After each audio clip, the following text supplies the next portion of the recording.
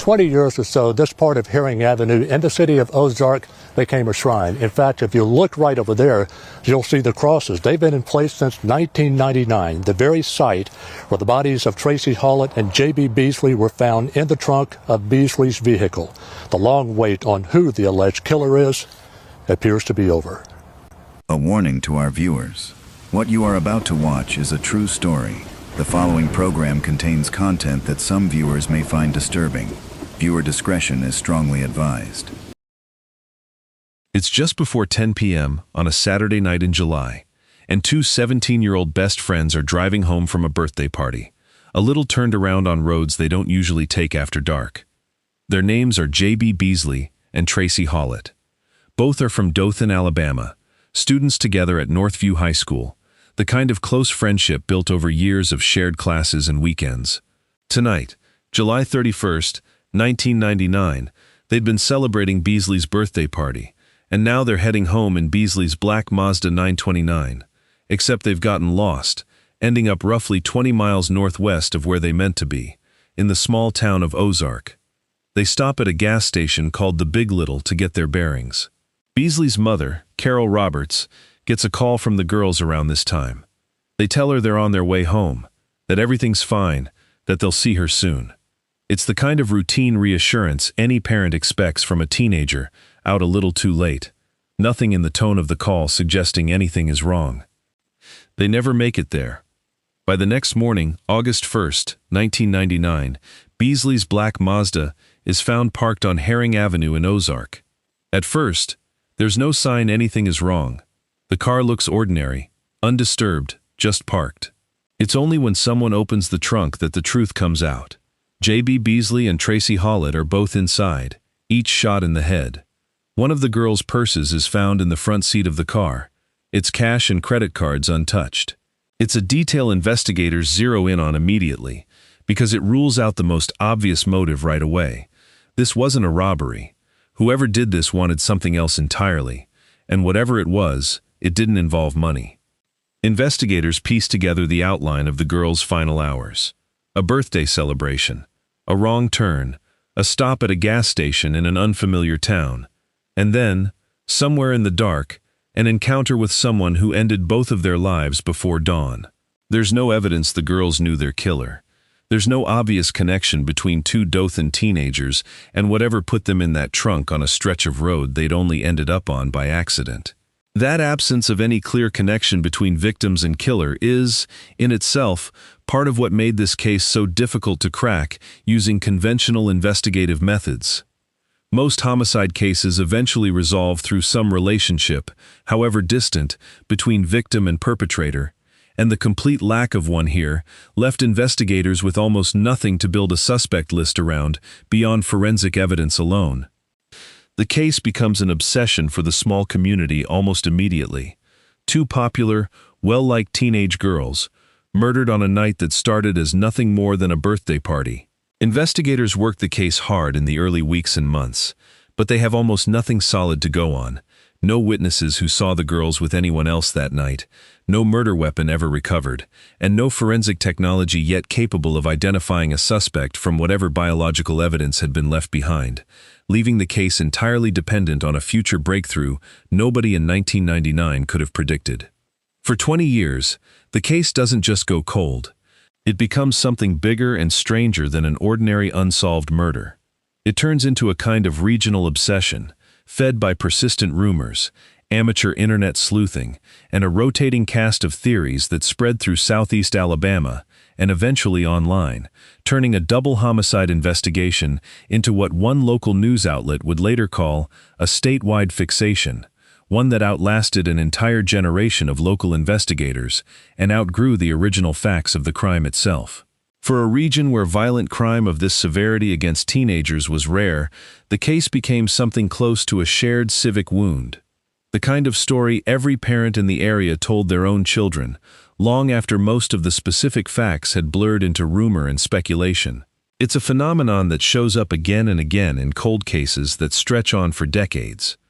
The actual facts of the crime slowly recede into the background, replaced by whatever theory feels most emotionally satisfying to a community desperate for an explanation. One rumor in particular takes hold and refuses to die. For years, a theory circulates that a retired local police officer was somehow responsible for the girls' deaths, and that other officers had covered for him in the years since.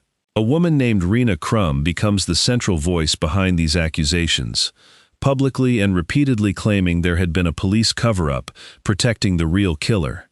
Other people come forward over the years claiming they'd seen police cars near the crime scene that night, feeding the same narrative. For 2 decades, this becomes the dominant theory in the case for a significant portion of the public. Not because investigators ever formally named the officer as a suspect, but because the rumor filled a vacuum that 20 years of no arrest had left wide open. Message boards, local talk radio, and eventually social media all kept the theory alive, long after any of the original claims had been formally investigated and found wanting, illustrating just how durable an unproven rumor can become once a community has gone years without any official answer to hold on to instead. Some armchair investigators built entire timelines and websites dedicated to the retired officer theory, treating it with the same rigor they might apply to an actual documented investigation, despite it never having been substantiated by a single piece of physical evidence. The break, when it finally comes, has nothing to do with any of that. Somewhere in an evidence room, biological material collected from J.B. Beasley's body on the night of the murders has been sitting, preserved, for nearly 2 decades, waiting for exactly the kind of forensic breakthrough that would finally put a name to it. What that evidence reveals, and how thoroughly it demolishes 20 years of rumors about a police cover-up, is the reason this case finally closes. Stay with us. For years, the case sits with investigators periodically revisiting the file, chasing tips, working through a rotating cast of names, and coming up empty every time. Ozark, a small city, becomes defined in part by this unsolved crime. The kind of case that gets brought up at anniversaries, discussed at family dinners, whispered about by people who weren't even alive when it happened, but grew up hearing the names Beasley and Hawlett anyway. Local newspapers ran periodic anniversary retrospectives throughout the 2000s and 2010s, each one rehashing the same unanswered questions, each one a small reminder to the community that the case remained exactly where it had been left in 1999. The turning point arrives almost by coincidence, tied to 2 separate events happening around the same time in 2018 and 2019. First, the case is approaching its 20th anniversary, a milestone that tends to prompt renewed public and departmental attention on unsolved cases everywhere. Second, and more significantly, April 2018 brings the arrest of Joseph James DeAngelo, the suspected Golden State Killer, using a brand new forensic technique that had never before been applied to a criminal investigation on this scale: forensic genetic genealogy, built by uploading crime scene DNA to public genealogy databases and working backward through distant family connections to identify a single unknown suspect. The DeAngelo arrest sent ripples through police departments across the entire country, not just in California. For decades, investigators working cold cases had a DNA profile in hand, but no way to connect it to a name, unless that profile happened to already exist in a criminal database like CODIS. Genetic genealogy changed that math entirely, opening up an enormous pool of unsolved cases where investigators had biological evidence, but had simply run out of conventional avenues to pursue. Ozark Police Chief Marlos Walker and his department take notice. If this technology can crack a case as old and as cold as the Golden State Killers, there's no reason it couldn't do the same for Beasley and Hawlett. In the months before the case's 20th anniversary, Ozark police send crime scene evidence to Parabon NanoLabs, a Virginia-based company specializing in exactly this kind of DNA phenotyping and forensic genealogy work. Parabon's team builds a genetic profile and genealogical family tree from the evidence, working the same painstaking process that had cracked open dozens of cold cases across the country by this point, tracing distant genetic relatives, cross-referencing against public records, narrowing an entire extended family tree down toward one specific person who could have been in Ozark on the night of July 31, 1999. It's slow, methodical work, requiring genealogists to rule out dozens of branches of an extended family before narrowing in on the handful of individuals whose age, location, and personal history actually line up with the timeline investigators already know. Eventually, that process produces a name Chief Walker immediately recognizes: Coley McCrainy, a Dothan resident who had lived about a mile from where Beasley's car was found abandoned, and less than a mile from where the girls were last seen alive. Walker later describes being stunned by the news, saying he had to sit in his office chair for 3 hours just to process what investigators had found. 20 years of a case that had consumed the department, that had passed between generations of detectives, that had spawned a statewide obsession built around an entirely different suspect, and the actual answer had been a man living within walking distance of the crime scene the entire time. Someone with no known connection to either girl and no obvious reason anyone would have looked at him twice. It's the kind of discovery that unsettles investigators as much as it relieves them, forcing them to reckon with just how close the answer had been the entire time, sitting a mile from the crime scene while a completely different, entirely unfounded theory absorbed the public's attention for 2 decades instead. Investigators obtain a DNA sample from McCrainy. The Alabama State Crime Lab confirms it matches biological evidence recovered from the scene. On March 15, 2019, Coley McCrainy is arrested and charged with 5 counts of capital murder and 1 count of first-degree rape. There was no indication, in the 20 years leading up to his arrest, that McCrainy had ever been on anyone's radar. He wasn't a name that surfaced in the original investigation. He wasn't connected to any of the rumors that had consumed the case for 2 decades. By all accounts, he had spent those 20 years living an unremarkable life in Dothan, working as a truck driver, and, eventually, becoming an ordained minister. A detail that would later strike many observers as a jarring contrast to the crime he stood accused of, and one that added an unsettling layer to a case already defined by how badly the public narrative had missed the actual truth for so long. At the press conference announcing the arrest, Alabama Attorney General Steve Marshall makes a point of pushing back against the language reporters and the public had used to describe the case for 2 decades. "You hear this referred to as a cold case," Marshall says. "What I hope you recognize today is that it was an open case, an ongoing investigation." Ozark Police Chief Walker thanks the Beasley and Hawlett families on behalf of investigators whose faces and names had changed over the years, while the case remained unsolved, acknowledging what he calls a tough, long road for everyone involved. Retired detectives who worked the original 1999 investigation are present for the announcement, having waited 2 decades themselves to see whether their work would ever produce an answer. For those retired investigators, some now well into their own retirements, the arrest represented a kind of vindication for years of work that had never produced a name, work they'd been forced to hand off to successors without ever knowing whether anyone would ever close the file they'd started. McCrainey's arrest doesn't end the story. It complicates it. For years, a portion of the public, including some who had believed the retired officer theory for 2 decades, refused to accept that McCrainy is the real killer, insisting without evidence that he'd been framed specifically to protect the officer long rumored to be responsible. That theory becomes central to McCrainey's own defense heading into trial. McCrainey's arrest wasn't the end of this case. It was the start of a 4-year legal battle that would force Rena Crum, the woman whose rumors had shaped public opinion for 2 decades, to recant her own story under oath. What happens at trial changes the entire shape of this case. Stay with us, because we're not finished. McCrainey's trial doesn't begin until April 2023, 4 years after his arrest. In the run-up to trial, his defense attorneys, David Harrison and Andrew Scarborough, pushed to introduce the long-standing rumors about the retired police officer as an alternative theory for the jury to consider. In August 2022, at a pre-trial hearing, Rena Crum, the woman whose accusations had fueled the police cover-up theory for years, testifies under oath and recants her claims entirely, admitting she'd lied about officer involvement and any cover-up. Judge William Fillmore rules that the defense cannot introduce hearsay claims that had already been recanted under oath, striking a significant blow to McCraney's defense strategy before the trial even begins.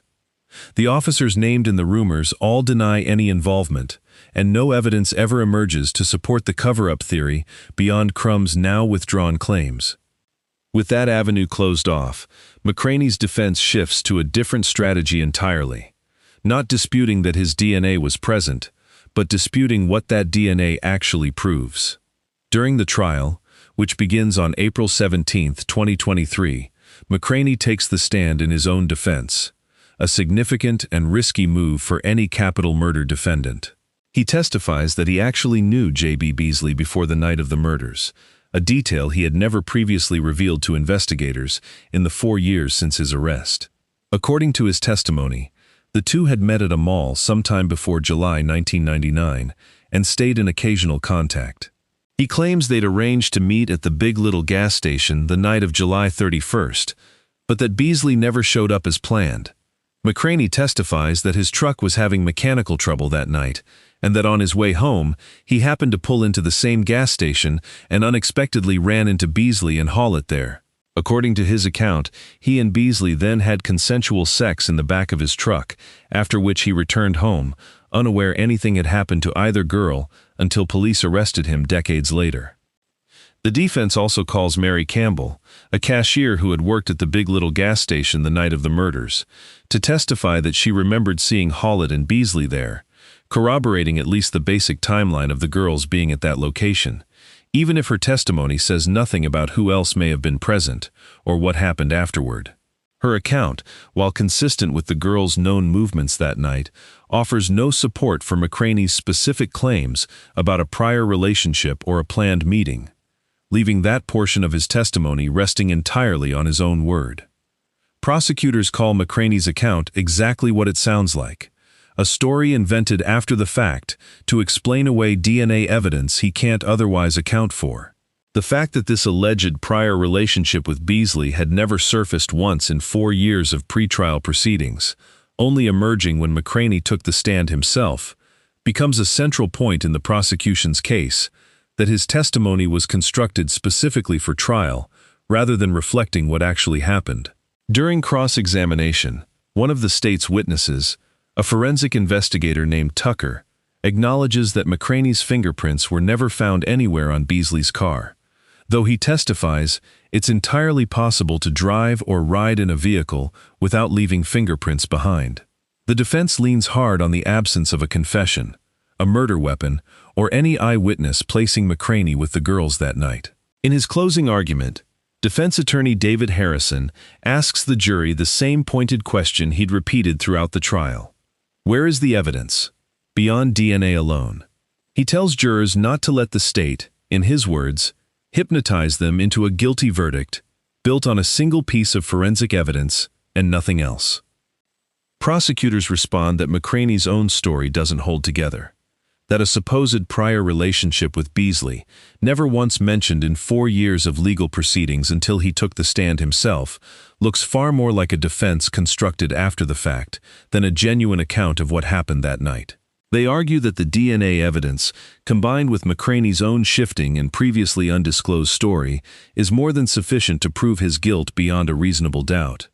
After 8 days of testimony, the jury begins deliberating on the morning of April 25, 2023. The panel, a mix of 9 white jurors and 3 black jurors, returns its verdict the same day. Guilty on 2 counts of capital murder tied to the use of a vehicle, guilty of capital murder rape, and guilty of capital murder involving 2 or more victims. Coley McCrainy, by then 49 years old, a truck driver and ordained minister, is convicted on all counts. For a trial that had drawn attention across the entire Wiregrass region of southeast Alabama, and that many local observers described as one of the most significant murder trials in the area's modern history, the verdict landed as both a relief and, for some, a genuine shock. 24 years of unresolved speculation collapsing into a single afternoon's deliberation. During his own testimony, McCraney had told the jury something that stuck with observers of the trial, that the moment officers put handcuffs on him back in 2019, he assumed they'd already made up their minds about his guilt. The jury's verdict, 4 years and countless legal proceedings later, confirms that whatever doubt his defense tried to raise wasn't enough to overcome the DNA evidence linking him directly to Beasley's body. The sentencing phase begins the following day. On April 27, 2023, the jury determines that McCraney should spend the rest of his life in prison without the possibility of parole, rather than face the death penalty prosecutors had left on the table throughout the trial. Alabama Attorney General Steve Marshall addresses reporters after the sentencing, reflecting on what the case had cost. "We lost 2 precious girls," Marshall says, "who didn't have the opportunity to grow up and experience life." For the families of J.B. Beasley and Tracie Hawlett, the sentencing brings a resolution more than 2 decades in the making. Carol Roberts, Hawlett's mother, the same woman who'd received that final reassuring phone call from the girls on the night they died, describes being in shock at the verdict, saying the family had waited 24 years for this moment, and that finally, somebody would be held accountable. Cheryl Burgoon, J.B. Beasley's mother, also addresses reporters, reflecting on the daughter she lost and the decades spent not knowing who was responsible or why. For both women, the years between 1999 and 2023 had meant living alongside a question that never went away. Raising other children, marking birthdays and holidays their daughters never got to see, all while carrying the added burden of a public narrative that for most of those years pointed everyone's attention toward a completely different and ultimately false explanation. McCraney's legal fight doesn't end with his conviction. He appeals, and in 2024, an Alabama appellate court upholds both his conviction and his life sentence, formally closing the door on the alternative theories, the recanted accusations, and the 20 years of rumor that had shaped public understanding of this case long before the actual killer's name ever surfaced. Even years after the conviction, the case continues to draw attention in the Wiregrass region. Local news outlets marking the anniversary of the verdict have noted how thoroughly the case had once dominated regional conversation, and how quickly, once McCraney's guilt was legally settled, that same public fixation began to fade. A reminder of how differently a community processes an unsolved mystery versus a case with a name, a face, and a final legal resolution attached to it. For many longtime residents of Dothan and Ozark, the years of speculation had become almost as much a part of local identity as the crime itself, which made the eventual, unglamorous truth, a man nobody suspected, living quietly a mile away, land as its own kind of anticlimax after 2 decades of far more dramatic theories. What makes this case particularly striking, even among the growing catalog of cold cases solved through forensic genealogy, is just how thoroughly the public narrative had diverged from the truth for 2 straight decades.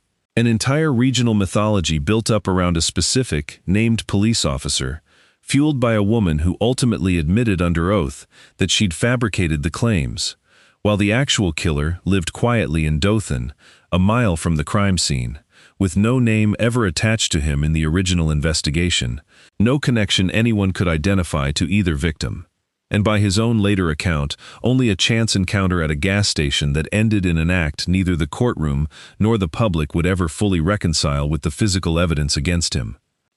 It's a pattern that echoes across many of the caregiver, cold case, and long unsolved murders that keep resurfacing in true crime coverage, a community's need for an explanation, any explanation, filling the vacuum left by years of official silence, only for the actual answer to arrive from an entirely unexpected direction once the right piece of forensic technology finally catches up to evidence that had been waiting, patiently, the entire time, in a case file nobody outside the department ever thought to look at twice. Investigators never recovered a murder weapon. No eyewitness ever placed McCraney with Beasley and Hawlett that night. The entire case, from arrest to final conviction, rested on DNA evidence collected in 1999 and preserved for 2 decades until forensic genetic genealogy finally gave it a name to attach to. A method that, by 2023, had already reshaped how cold cases involving decades-old, previously untestable evidence get approached across the entire country.